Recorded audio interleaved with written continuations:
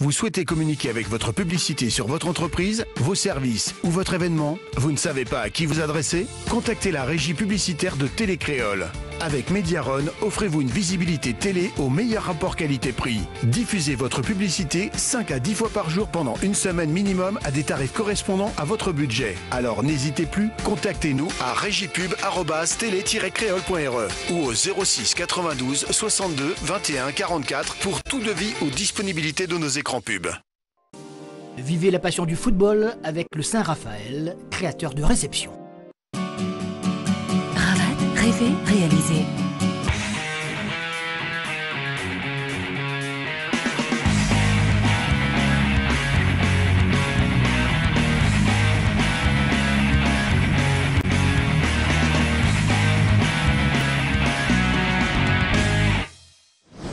Bonsoir et j'espère que vous avez passé un excellent début de semaine. On parle tout de suite de la troisième journée du championnat de première division dans ce 97-4 foot plus.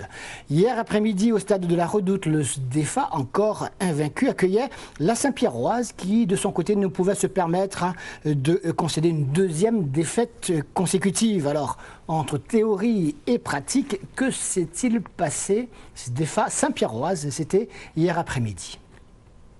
Eh bien, comme les Marsouins de Saint-Leu, hier soir, et on le verra tout à l'heure, le SDEFA, aussi invaincu après 2 journées de championnat, a baissé pavillon face à une équipe Saint-Pierroise remontée qui a maîtrisé son sujet. On va le voir sur l'ensemble des actions qu'on a sélectionnées pour vous. Mais d'abord, la première réaction. Qu'est-ce qu'il y a vraiment aujourd'hui? Aujourd'hui, on est tombé devant une très belle équipe de la Saint-Pierroise. Je pense que c'est logique, hein, d'après les moyens qu'ils ont. C'est normal. Ça aurait été évident que la Saint-Pierroise ne s'impose pas ici. Nous, on essaie de rester dans la logique. Nous, c'est le maintien. C'est vrai qu'on était leader depuis 2 journées, mais on essaie de travailler pour essayer d'avoir des points pour se maintenir en première division. L'objectif principal, c'est ça. Allez, on entre dans le vif du sujet. 2 garçons qui se connaissent bien, les 2 capitaines, Johan Boulard en maillot bleu pâle pour le SDEFA, qui était Saint-Pierrois encore l'année dernière, et Quentin Boesso, le Saint-Pierrois. Puis, on va le voir sur pratiquement toutes les actions offensives de l'équipe Saint-Pierroise. Celui-là, avec son numéro 6, il s'appelle Ivan. Regardez bien, c'est un véritable phénomène. Il est arrivé la semaine dernière, en tout cas il a disputé sa première rencontre la semaine dernière pour l'équipe Saint-Pierroise. C'est un joueur d'origine malgache. Là il va être encore, vous voyez, cette frappe qui passe à côté des buts du gardien Guillaume Lope. Les combinaisons Saint-Pierroises au cours de cette première demi-heure, de la première mi-temps, marchent parfaitement. Ça combine bien. Il y a du jeu collectif et puis lui toujours à la finition.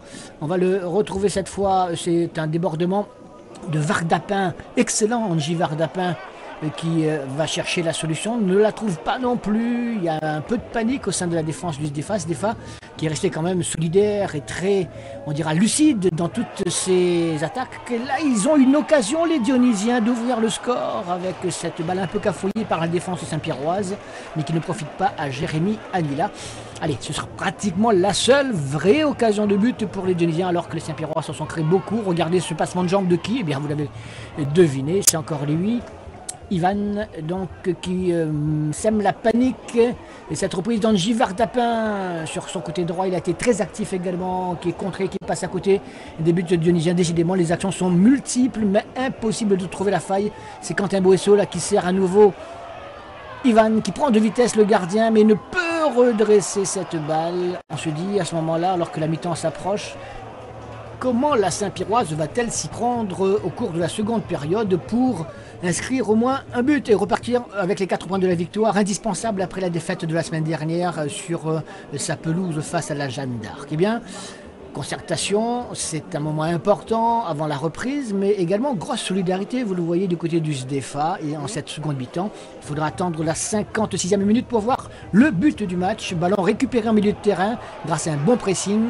Adrien Bord qui alerte immédiatement Ivan, qui cette fois ne se fait pas faute de transformer cette nouvelle occasion en but. Il prend à défaut le gardien dionysien Guillaume Lope et ça fait un but à 0. Les Cigognes sont soulagés, incontestablement, mais il faudra quand même ou confirmer ou tenir le coup au cours des 36 minutes qu'il reste encore à disputer. Sans fermer totalement le jeu, Adrien Bord, qui est ici par exemple la baguette, va servir sur le côté droit Angie Vardapin qui trouve cette fois sur sa trajectoire le gardien Guillaume Lopp. Excellent également. Adrien Borg qui tente le débordement sur le côté droit, alors qui se fait accrocher au pas. Toujours est-il qu'on continue à jouer. Les occasions vont encore se multiplier dans cette rencontre avec un nouveau débordement cette fois côté gauche pour une frappe contrée. À nouveau Angie Vardapin et à nouveau la solidarité. L'abnégation de la défense dionysienne. Et encore une fois, on tente sa chance, ça passe à côté. Décidément, on va en rester là.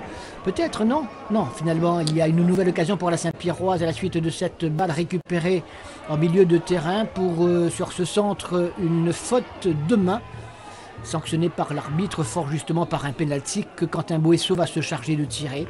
Pas très bien Quentin Boisseau sur ce coup-là, trop mollement en tout cas, il part du bon côté, ou il part pas du reste, Guillaume Lopp, on en restera là. Le public Saint-Pierrois est content, la Saint-Pierroise est partie avec les 4 points, largement mérités évidemment, 1-0. Ce soir on n'est pas venu en tant que leader, on est venu chez le leader justement, chez les SDFA, et voilà, on est venu, voilà, on avait perdu la semaine dernière et on est venu faire une bonne performance ici. Je pense qu'on a tout fait pour, donc voilà, et ça a payé et on est content. Sébastien, qu'est-ce qui n'a pas marché aujourd'hui? Vous ne jouez pas le même championnat? Ben non, nous de toute façon ici, comme je te dis, comme d'habitude, nous on est là pour faire chier un peu les grosses équipes. Maintenant on n'a pas gagné, aujourd'hui c'est Saint-Pierre qui gagne. Voilà, nous on continue notre bonhomme de chemin, le championnat n'est pas fini, ça commence. Hein. Nous on n'a rien à perdre comme je te dis, on a tout à gagner. Aujourd'hui on perd, le week-end prochain peut-être on va gagner. Et si vous avez raté notre émission 97.4 Foot hier à 13h, eh bien, on vous propose une séance de rattrapage avec les matchs de samedi soir. On commence par cette opposition importante au stade de Gabi Folio entre la Petite Île et l'Excelsior. L'Excelsior qui avait besoin de confirmer ses bonnes dispositions après notamment son match nul concédé la semaine dernière sur sa pelouse du stade Raphaël Babé face à la Saint-Louisienne. Petite Île, Excelsior. Des voisins saint-joséphois, juste à côté, quelques kilomètres à peine, pour se rassurer face à une équipe de la Petite Île dont on connaît les moyens quelque peu limités, mais qui pourtant a beaucoup d'abnégation et de courage. Ici, tout de blanc vêtu, les Petits Îlois qui vont subir la domination de cette équipe saint-joséphoise dès les premières minutes avec devant la cage de Michael Tsanton, le gardien Petit Îlois, très sollicité évidemment. Beaucoup de monde, notamment Gaël Payette ici, qui était parti de sa défense pour venir prêter main forte à ses partenaires. On le retrouve, Gaël Payette, encore une fois, quelques minutes plus tard sur cette longue chandelle. C'est lui qui est à la réception comme un véritable avant-centre, mais en face, il y a un garçon qu'il connaît bien également. Il s'appelle Michael Tsanton, le gardien, un Petit Îlois qui n'a pas perdu de son talent. Ce corner, donc troisième occasion pour l'équipe saint-joséphoise d'ouvrir le score, à peine après 15 minutes de jeu. Cette tête qui passe juste au-dessus, une tête d'ailleurs de l'équipe locale qui va donner un corner. Finalement, c'est sur cette longue touche que les Saint-Joséphois vont ouvrir le score. Un dégagement en catastrophe une première fois, un ballon qui va revenir toujours sous la même forme, un grand ballon dégagé devant, boum, boum, boum, et ça marche justement, car là, avec la complicité, c'est vrai, malheureuse de l'ultime défenseur, le Petit Îlois qui rate totalement sa remise de la tête en retrait à son gardien de but, et c'est Bill Tidjani qui est là pour s'emparer de cette balle et lober le gardien. Petit Îlois, 1-0. On joue depuis 23 minutes dans cette rencontre. L'Excelsior a bien débuté la rencontre. Il ne va pas lâcher le morceau jusqu'au bout, même si Petite Île aura là une occasion, par exemple, de trouver, pourquoi pas, l'égalisation avec cette frappe qui passe au-dessus de la cage de Bota. Championnat avec 3 défaites, en plus de celle-là ce soir. Ben oui, il y a déception. Déception, oui. Sur la façon ou sur le résultat? La façon et le résultat. Mais il y a l'espoir? Ben sinon, je ne serais pas là, sinon j'abandonnerais. Mais le championnat est encore long, il faudra se remobiliser, il faudra récupérer les blessés, retrouver le moral surtout. Parce que là, je sens que ça commence à se faiblir dans la tête, mais il faudra rassurer tout le monde et puis on ira jusqu'à la fin.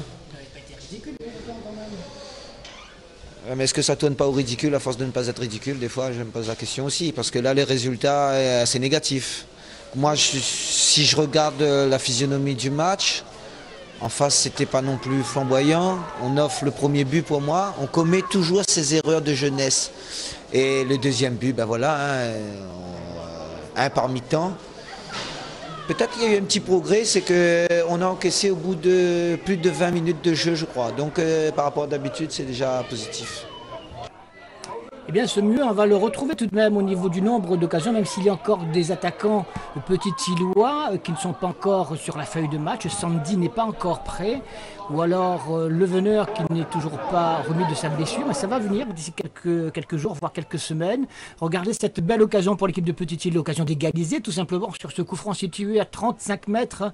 Des buts de Bota qui fêtait à son retour, petite balle piquée, et puis regardez ce gros raté de Blanchard, d'Ogbo. Des occasions comme ça, il n'y en aura plus.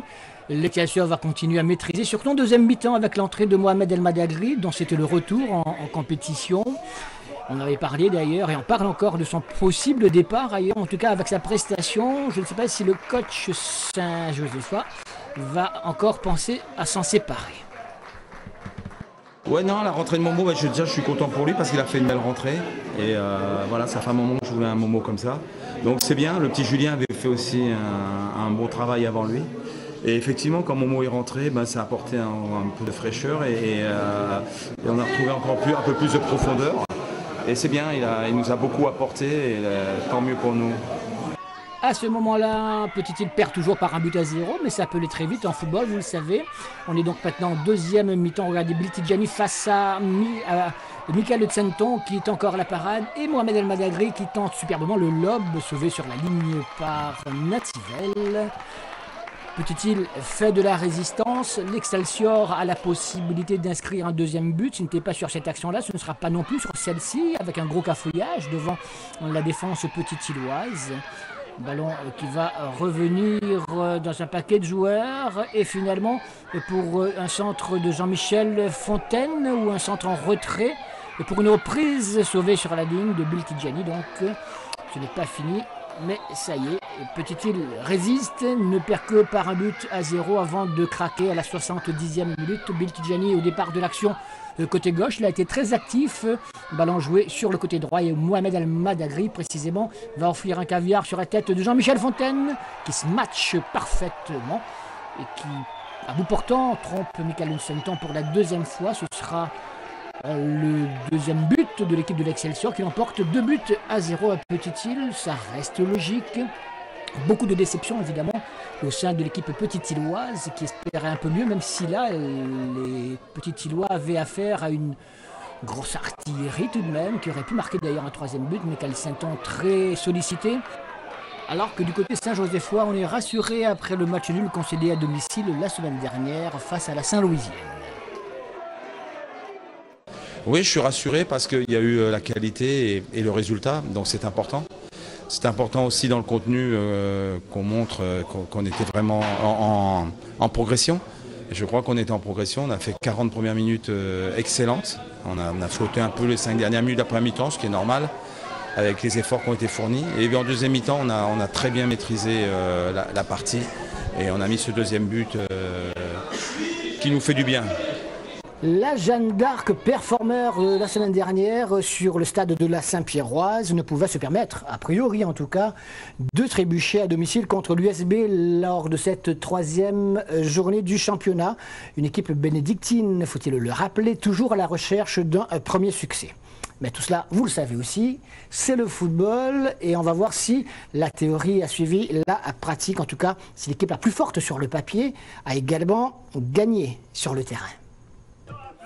Eh bien, pour ceux qui ne connaissent pas encore le résultat, on va les rassurer tout de suite. Le plus fort, en tout cas sur le papier, sur le terrain gagné, c'est-à-dire la Jeanne d'Arc a battu l'USB. Mais attention, ça n'a pas été très simple. L'USB qui a vendu chèrement sa peau. On écoute le coach bénédictin tout d'abord. Oui, on a perdu ce soir contre l'équipe qui est présentée contre un très bon outsider du championnat. Ils sont allés gagner à Saint-Pierre. On les a fait douter ce soir. Malheureusement, on leur donne 2 buts. sur 2 pertes de balles en première mi-temps. On a été beaucoup trop timide par rapport à ce qu'on souhaitait faire, puisqu'on avait travaillé depuis 15 jours pour obliger l'adversaire à rester dans son camp. On l'a très bien fait en deuxième mi-temps, ce qui nous a permis de revenir au score. Mais je pense que les joueurs auraient mérité de prendre un petit point de match nul pour les efforts, pour la prise de conscience et pour la créativité qu'ils sont capables de mettre quand ils se lâchent. Parce que je pense que le gros problème qu'on a pu avoir dans toute la préparation et dans le début de saison, c'est que tout le monde nous a présenté comme très faibles. Et il n'empêche pas que les joueurs peuvent en douter, peuvent douter d'eux-mêmes, alors que, voilà, que ce soit contre les Marsouins, contre la Sainte-Marie ou ce soir ici, on a montré qu'on est largement au niveau. Et avec un peu de réussite, l'USB aurait même pu prétendre ouvrir le score sur la première action dangereuse de ce match. Boyer, bien servi par Aujon, a du mal à se débarrasser de la défense portoise. Samara Parti vient en renfort, mais il n'y parvient pas non plus. 0-0. L'USB a laissé passer sa chance. La réaction portoise, quelques minutes plus tard, va nous amener un ballon qui va être renvoyé par le poteau des buts de Catherine, avant que quelques instants plus tard, à la 40e minute exactement, alors que sous l'œil vigilant du président portois et du maire, M. Waro du Port, eh bien, c'est Daniel Mendy qui ouvre le score sur cette échappée. Il ouvre le score et il sort une banderole sur laquelle il est écrit quelque chose. On lui a posé la question à la fin du match. Pu l'apercevoir, quand je marque mon but, je sors une banderole. C'est vrai qu'il y en a beaucoup qui sont venus me voir et me dire il y avait marqué quoi sur la banderole. En fait, durant la semaine, on a perdu un jeune joueur du club, supporter aussi. Très jeune, il avait juste 13 ans. Donc moi, je tenais à cœur de sortir cette banderole si je marquais, même si je ne le marquais pas. Voilà, et c'est un petit mot pour une petite pensée pour lui, même une grosse pensée pour lui et sa famille. Et tout mon soutien et tout le soutien du groupe et tous les supporters de la Jade. Une grosse pensée également de notre part à Mathis qui nous a quittés. Mathis, fils de Christian Rangayanagi, qui nous avait déjà quitté tragiquement l'année dernière. 1-0 donc à ce moment-là pour l'équipe portoise qui va inscrire un deuxième but quelques minutes plus tard avec cette tête de Briton, cette tête décroisée. Son premier but sous ses nouvelles couleurs. Briton qui permet à l'équipe de la Jeanne de mener par 2-0, une façon bien sympathique. Ça signifie quelque chose. Un de ces jours, on le saura peut-être. On dirait un ressort. Je ne sais pas si on peut jouer avec un ressort comme ça. Voilà. Ou bien ça. Voilà, je ne sais pas. Toujours est-il qu'il y a des explications. Eux le savent. Et donc la Jeanne d'Arc, à ce moment-là, est rassurée 2-0 juste avant de regagner les vestiaires pour la pause orange. L'USB juste avant de partir, justement à l'occasion de réduire le score avec cette frappe qui oblige Grégory Posé à intervenir fort joliment. Je vous disais donc 2-0, score acquis à la pause pour l'équipe locale. Et puis en seconde mi-temps, les choses vont être pas plus simples pour l'équipe portoise qui va trouver toujours une équipe bénédictine vaillante, résistante, qui trouve là l'occasion de réduire le score avec cette lourde frappe. Mais encore une fois, Posé est à la parade, donc pas de réussite pour l'équipe bénédictine qui va se faire prendre en contre, par exemple ici sur cette balle jouée sur le côté gauche, mais heureusement également et qu'ils ont de la chance sur ce coup-là, la transversale sauvant le gardien Alexandre Catherine.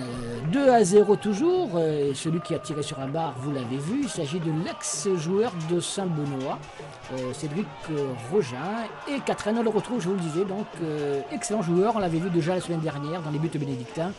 Il permet à son équipe de ne pas faire naufrage et de résister jusqu'à croire, pourquoi pas, essayer de réduire le score, en tout cas mettre la tête hors de l'eau, confirmer les dires du coach, comme quoi ils ne sont pas forcément les plus mauvais, même qu'il faudra compter sur eux pour la suite de ce championnat.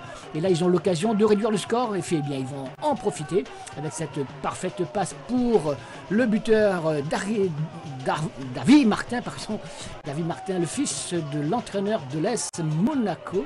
Et l'USB qui revient donc à 2-1. La Jeanne qui peut repartir sans ce tir sur le poteau avec un score beaucoup plus confortable avant à son tour eh bien, de souffler car l'égalisation bénédictine n'était pas bien loin sur ce coup franc situé à 20 mètres des buts d'opposés. Vous avez vu, il y a eu beaucoup d'actions de part et d'autre, beaucoup d'actions de but également. Et au final, la Jeanne d'Arc est heureuse, elle gagne un nouveau match.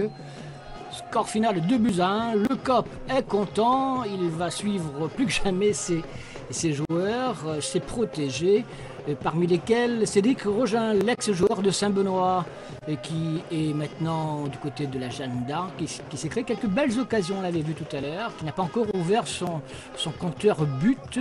On l'écoute à la fin du match, aux côtés de son partenaire buteur par contre. Pour la première, c'est toujours bien de gagner, pour la première avoir une petite victoire. Donc après, c'est vrai que c'était pas facile et tout. Donc pour moi, vu que c'était mon ancienne équipe, donc c'est toujours des matchs un peu pièges. Ensuite, voilà, on a vu que c'est une équipe qui est dure à manier. Maintenant, on a eu beaucoup d'occasions. Je pense qu'on aurait pu tuer le match bien avant. Si on était 3-0, le match aurait été plié d'avance. Mais bon, après, il n'y a pas de petite victoire. On savait que c'était un match piège. C'est la victoire ici pour notre première aussi au stade Ambrakis, donc pour le public et tout. Donc voilà, ça fait vraiment plaisir. On part dans le sud maintenant pour aller à la découverte d'un autre match qui a opposé la Saint-Louisienne aux Marsouins de Saint-Leu. Les Marsouins, surprenants leaders après 2 journées de championnat, ont-ils réussi à faire mettre pied à terre à une équipe saint-louisienne qui restait pourtant sur un très bon résultat. Le match nul, les 2 points ramenés de leur déplacement, ces Saint-Louisiens en terre Saint-Joséphoise la semaine dernière. Saint-Louisienne, Marsouins de Saint-Leu, stade Théophile Ouareau à Saint-Louis. Un petit clin d'œil tout d'abord au U13 de la Saint-Louisienne qui revient d'un tournoi international, qui ont appris de belles choses, qui se sont bien comportés et tout le monde était visiblement très content. On passe chez les grands maintenant, chez les seniors en rouge, l'équipe des Marsouins de Saint, le leader du championnat à ce moment-là, après 2 matchs et 2 victoires face au Vert Saint-Louisien qui se comporte pas trop mal également. Puis l'entrée, vous le voyez là, de leur nouvelle recrue, c'est son premier match officiel. Alors l'équipe de Marsouins de Saint-Leu va-t-elle résister à cette formation saint-louisienne? C'est un bon test, nous dira le coach dans un instant, le coach saint-lousien, car cette équipe saint-louisienne, eh bien, elle est redoutable, vous le savez, à domicile notamment. Regardez cette occasion pour Willy Wisnelda qui va se heurter à un excellent gardien également, on le sait. Il va se montrer à tous à son avantage, Damien Vinqueta-Sala, qui était à la petite île l'année dernière et qui est désormais permet à l'équipe des Marsouins d'être rassurée. Regardez encore cette bien belle parade. Au final, vous le savez peut-être, la Saint-Louisienne va l'emporter petitement. Pour l'instant, on n'a pas encore vu le but inscrit à l'occasion de cette rencontre. Mais on écoute d'abord le coach Djamal Bendouma qui savait que ce déplacement allait être un véritable test pour son équipe.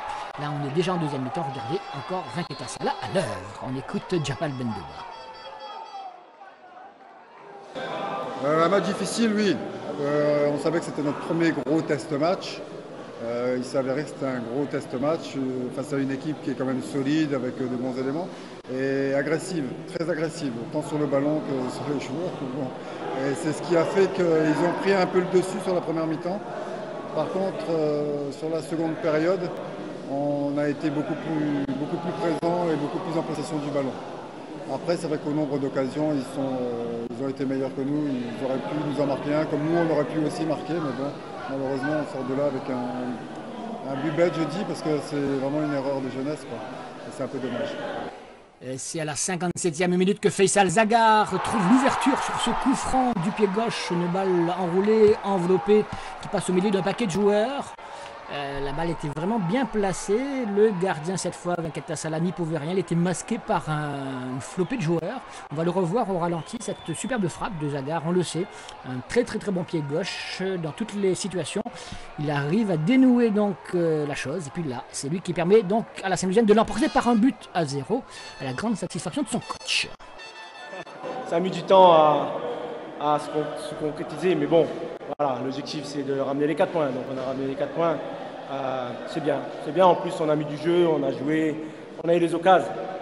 Donc voilà, le plus important c'est les 4 points. Et il faut dire que l'équipe des Marsouins de Saint-Leu a fait de la résistance tout de même. Regardez ce pressing, ce ballon récupéré par Urbain qui va jouer en profondeur pour une sortie cette fois victorieuse du gardien saint-louisien. Il était temps, Fabrice Chassan qui s'interpose avec beaucoup de brio face à une équipe des Marsouins qui aurait pu égaliser à ce moment-là, même si c'est vrai quelques minutes plus tard sur cette action par exemple, l'équipe saint-louisienne aurait pu à son tour l'emporter plus largement. On a raté pire, c'est vrai, quelquefois. Mais ça, c'est pas trop mal non plus à un mètre des buts. Ouais, très bon gardien. Damien, il a déjà fait ses preuves auparavant. Et nous, on voulait accueillir justement un très bon gardien avec Damien. Ça a fait l'affaire. Mais avec tous les jeunes que j'ai là, ça fait un bon petit groupe sain avec lesquels on travaille correctement. Maintenant, je pense qu'il va falloir qu'on voit comment on va digérer cette défaite-là. Et puis repartir du bon pied pour le prochain match à domicile. Bien, c'est vrai que ça partait d'un but à l'autre. Donc voilà, donc après, aussitôt qu'on marque, nous, on doit composer plus le jeu, on doit garder plus le ballon. Et avec un adversaire qui nous presse, c'est vrai que c'est pas évident. Donc, voilà. Personne n'a fermé le jeu là? Non, on a joué, personne n'a fermé le jeu, au contraire. Donc le but c'est de jouer. Le plus important c'est de jouer et surtout se trouver dans le jeu. Donc chose qu'on arrive à faire depuis un petit moment, donc c'est bien. Bras-Fusil Saint-Pauloise maintenant, les banlieusards bénédictins avaient-ils les moyens d'empêcher l'équipe saint-pauloise de confirmer sa soif de victoire après sa victoire précisément la semaine dernière à domicile? Eh bien, on va savoir si les bénédictins ont réussi à faire douter les Saint-Paulois ou pas du reste. Douter, oui, mais les Verts de Bras-Fusil n'ont réussi à les faire douter que pendant pratiquement 80 minutes, 70 minutes à peu près, car Saint-Paul l'a emporté 1-0. 4 points très importants, d'être cherché à l'extérieur contre une équipe difficile à manier et qui était blessée, qui devait s'imposer ce soir. On a su faire passer l'orage, en début de match ils ont failli nous punir, mais bon, on a eu un petit peu de réussite. Et notre gardien nous a maintenus dans le match et on a su au contraire les punir au bon moment à la fin du match.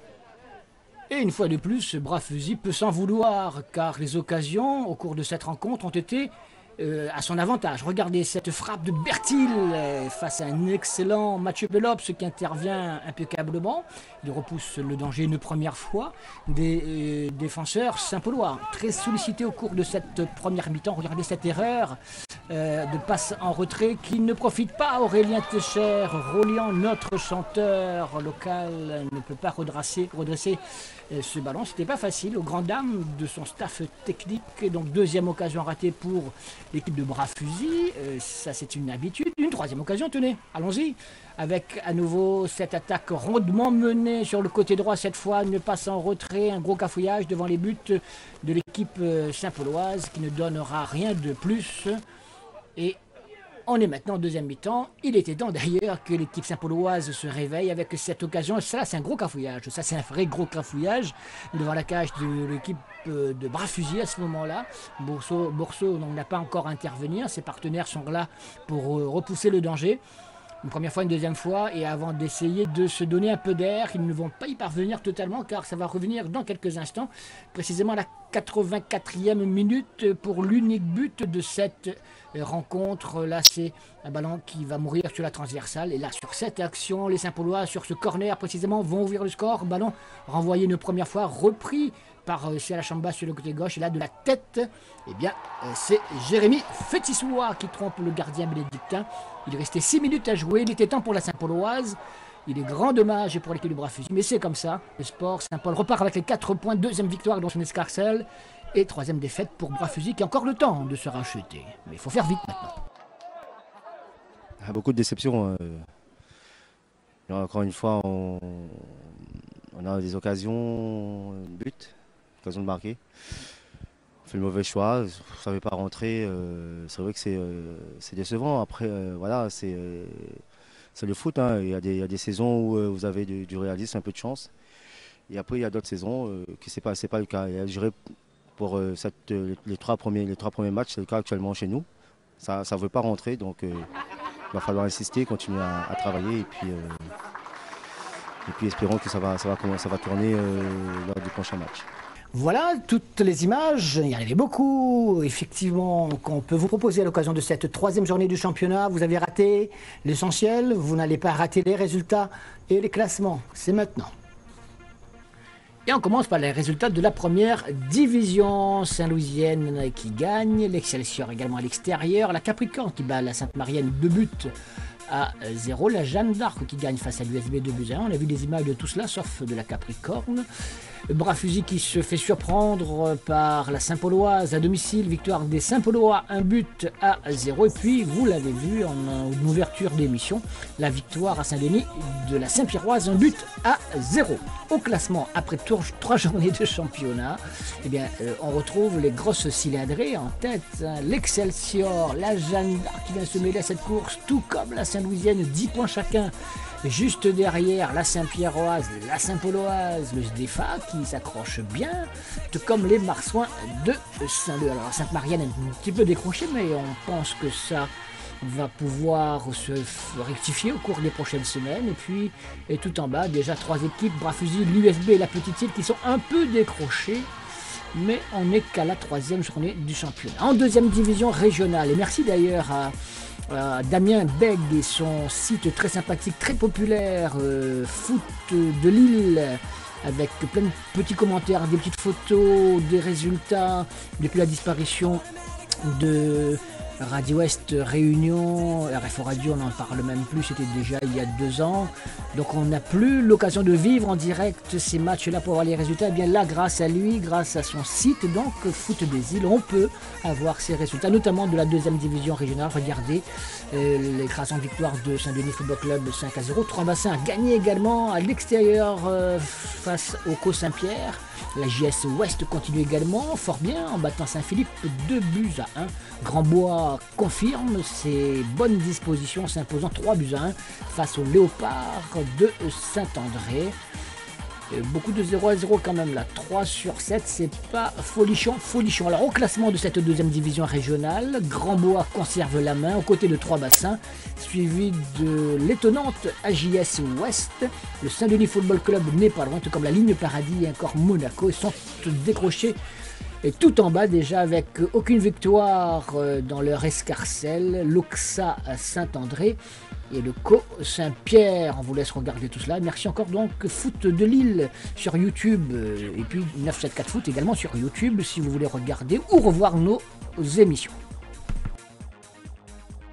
On termine avec les Jeux des îles de l'océan Indien. Il s'agit d'un prochain événement qui va mobiliser tout le monde sportif réunionnais, et plus même.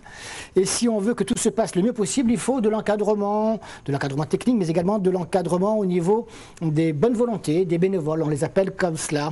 Donc à la recherche de bénévoles pour les prochains Jeux des îles de l'océan Indien, c'est le sujet d'Alexandre Gilles pour 974 TV que je vous invite à regarder.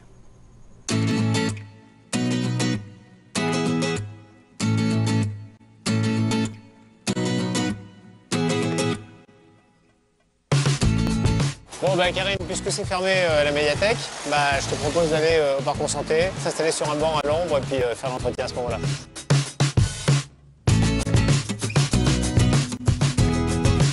Ce soir, on sera mieux.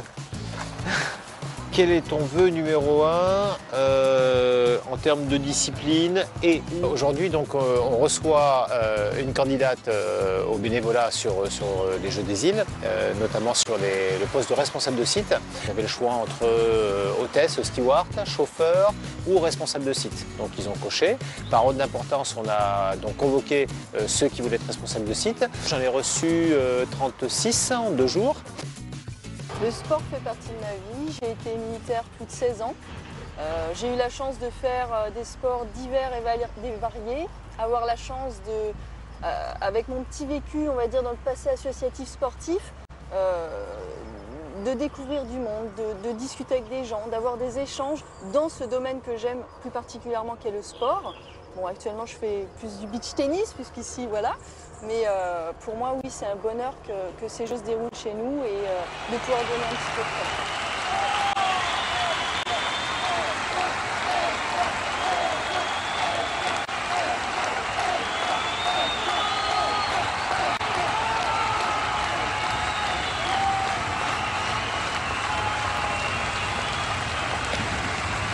montre qu'il y a un engouement vraiment pour le bénévolat à La Réunion qui est extraordinaire, quoi. Ça fait vraiment, vraiment plaisir et ça conforte le bénévole que je suis sur certaines valeurs.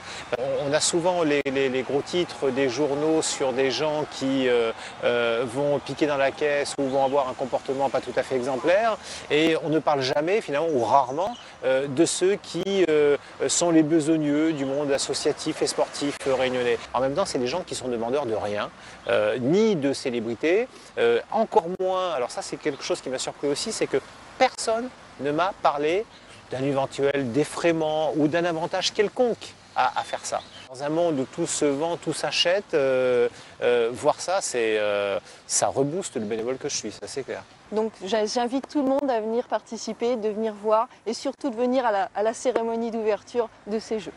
Karine, merci. Merci beaucoup. À très bientôt.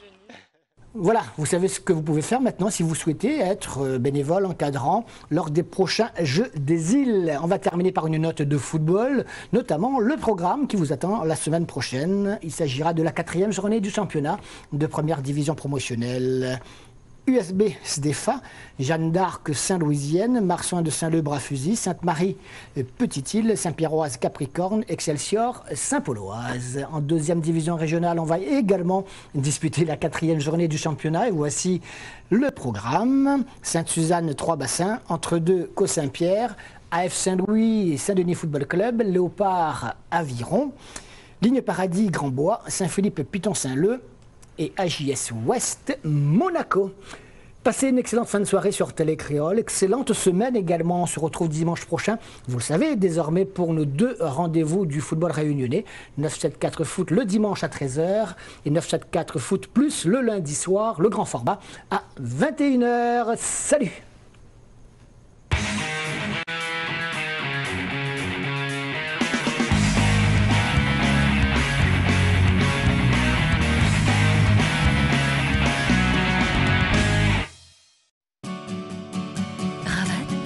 Réalisé. Vivez la passion du football avec le Saint-Raphaël, créateur de réception. Vous souhaitez communiquer avec votre publicité sur votre entreprise, vos services ou votre événement? Vous ne savez pas à qui vous adresser? Contactez la régie publicitaire de Télé Créole. Avec Mediaron, offrez-vous une visibilité télé au meilleur rapport qualité-prix. Diffusez votre publicité 5 à 10 fois par jour pendant une semaine minimum à des tarifs correspondant à votre budget. Alors n'hésitez plus, contactez-nous à régiepub@télé-créole.re ou au 06 92 62 21 44 pour tout devis ou disponibilité de nos écrans pubs.